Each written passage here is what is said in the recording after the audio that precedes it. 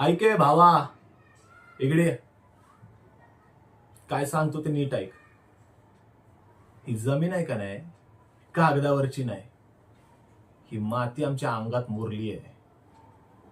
अरे पावसात भिजून, उन्हात भाजून ही जमीन जपली आहे आम्ही. आणि तू शहरात बसून काय सांगतो रे? हा, सरकारनं निर्णय घेतलाय. काय निर्णय घेतलाय सरकारनं? अरे सरकार येत जात, पण आमचं नातं या मातीशी कायम राहणार. समजलं का? अरे माझा बाप या मातीत राबला, माझा आजा या मातीत मेला, आणि माझं मूल या मातीत खेळतय. कोल्हापूरचा माणूस आहे मी. सरळ बोलतो, वाकडं चालत नाही.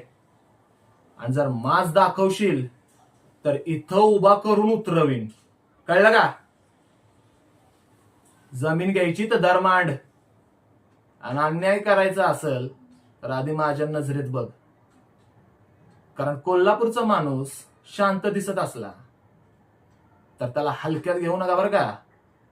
कारण एकदा का तो पेटला की समोरच्याला उभा फाडतो.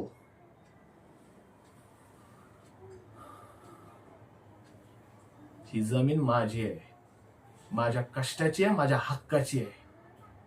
हिला हिसकावून घेण्याचा प्रयत्न करू नका.